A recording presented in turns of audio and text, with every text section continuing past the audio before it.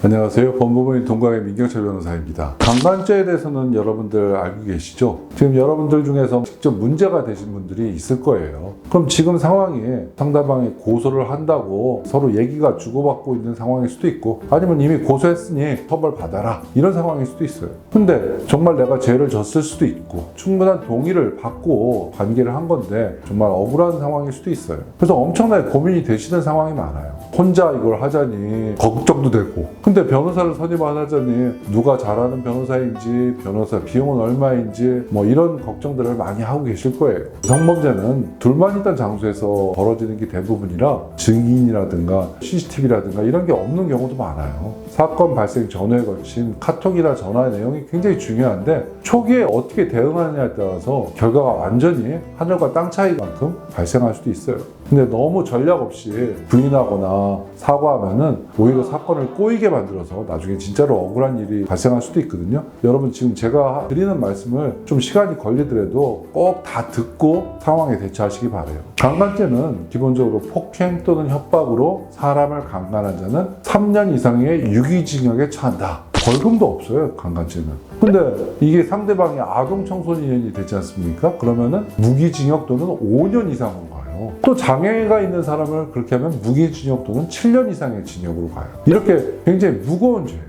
강간이라는 혐의로 문제가 된 사람이면 인생을 걸고 방어해야지, 잘못하면 굉장히 오랜 기간 수용시설에 감금되어 있는 그런 고초를 겪을 수도 있다, 그렇게 생각하시면 돼요. 어떤 경우에 강간죄로 처벌받나에 관련해서는 항거불능 상태, 법률적으로 설명을 드리면은 심신상실 이외의 사유로 심리적, 물리적으로 반항이 불가능하거나 곤란한 경우를 말해요. 그런 상황에서 때리거나 저항하는데 잡거나 칼을 들이대거나 이런 상황에서 성관계를 하면 강간죄에 해당된다, 그렇게 보시면 되고, 형량을 놓고 보시면은 강간죄는 기본적으로 무혐의가 될 수는 있지만 기소유예가 되긴 되게 어려워요. 다른 성범죄는 전과가 없는 초범의 경우에 합의가 되면은 검사가 잘못은 했지만 한번 용서해 줄게, 이렇게 생각하고 기소유예를 해주기도 하거든요. 근데 강간죄는 초범의 경우에도 정식으로 재판을 청구하는 게 원칙이에요. 그래서 3년 이상이기 때문에 벌금도 선고가 안 되고, 만약에 합의가 돼서 실형까지 선고가 되는 게 너무 과하다 싶으면은 장량감경이라고 해서 3년의 반을 깎은 게 1년 6개월 아니겠습니까? 거기에 집행유예가 붙어서 선고가 될 수 있는 거예요. 그만큼 이거는 강간이라는 죄에 대해서 혐의가 인정된다고 하면은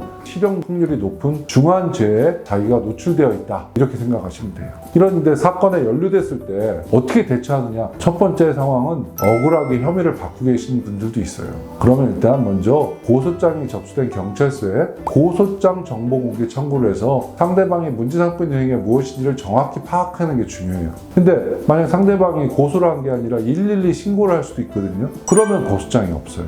고소장을 봐야 상대방이 당시 상황을 이렇게 파악하고 있구나, 상대방은 이렇게 과장하고 있네, 이건 허위인데, 이런 내용에 대해서 미리 조사 전에 확인을 하고 대비를 할 수 있는 거거든요. 그 다음에 이제 자신의 무죄를 입증할 수 있는 객관적 증거를 확보하면 훨씬 유리한 고지를 점할 수 있는 거예요. 그리고 만약에 진술을 해줄 사람이 있으면 증인의 진술을 녹음해 놓거나 진술서 형태를 받아놓는 것도 좋아요. 그 당시 상황을 기억하기가 되게 쉽지가 않아요. 그래서 진술을 일관되게 하고 객관적 사실하고 부합되게 하는 건 굉장히 중요한 거예요. 내 신빙성이 의심받으면 안 되니까. 사건 발생 이후에 당시 상황을 가급적 자세하게 기억하고 그 기억한 내용들을 워딩으로 해놓는 게 좋아요. 오늘은 기억한다고 해서 내일도, 일주일 뒤도, 한 달 뒤도 똑같이 기억할 거라고 생각하시면 안 돼요. 그리고 변호사를 선임할 거면은 초기 단계부터 변호사를 선임하는 게 좋아요. 돈도 없는데 일단 내가 해보자. 경찰 조사 딱 한번 받잖아요. 근데 그 조사가 첫 조사이자 마지막 조사인 경우도 많아요. 근데 거기서 객관적 사실하고도 다 틀리게 얘기하고 법률적 주장도 못하고 참작해야 될 사항도 제대로 다 얘기 못해서 제대로 진술을 못 해놓으면은 회복이 안 되는 거예요.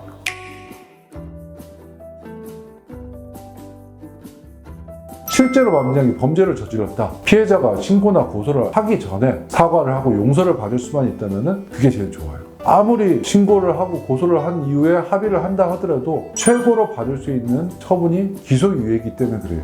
기소유예는 아무것도 아니지 않아요. 한번 기소유예가 된 사람은 다음번에는 기소유예를 안 해줘요. 가급적 신고나 고소 전에 상대방과 합의가 되면은 합의된 형태를 합의서로 잘 남겨놓는 게 좋아요.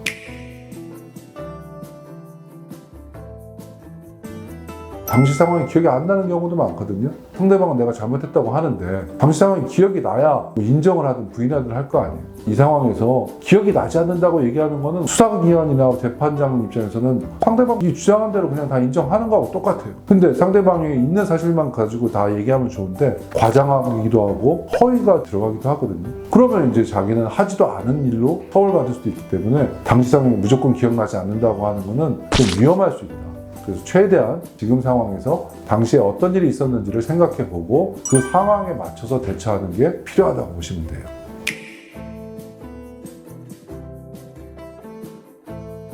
저희 법무법인은 굉장히 오랜 기간 동안 성범죄 쪽에 대해서 전문적으로 취급하다 보니 뭐 상도 주고 그러네요. 여기 내용 보이시죠? 저희가 잘하는 법인이다 라고 여러분한테 선전 드리는 거니까 여러분께서 어려운 상황이 있으시면 저하고 한번 상의를 한번 해보세요. 방송에도 나가고 대학에서도 강연도 하고 그랬어요. 그 다음번에 중요한 게 뭐냐, 아까도 말씀을 드렸지만 수사 초기 단계가 가장 중요해요. 수사 초기 단계라는 거는 첫 조사를 말하는 거예요.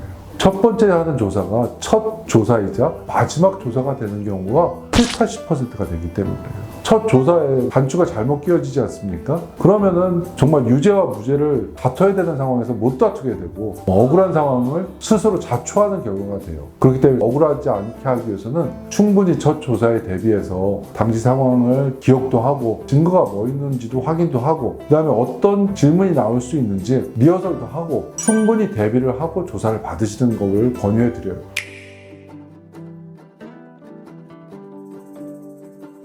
요즘은 디지털 포렌식 많이 들어보셨죠? 디지털 포렌식이라는 거는 PC나 휴대폰, 기타 전자장비를 확인하고 복원해서 또 확인하고 그게 이제 디지털 포렌식이라고 보시면 돼요. 그 다음에 또 하나의 문제는 게 거짓말 탐지기 조사라는 게 있지 않습니까? 거짓말 탐지기 조사라는 게 이게 과연 정확한지 안 정확한지에 대해서 저는 솔직히 잘 모르겠어요. 근데 검사님들과 판사님들 또 수사관들도 마찬가지예요. 이 거짓말 탐지기의 검사 결과를 굉장히 신뢰하고 있어요.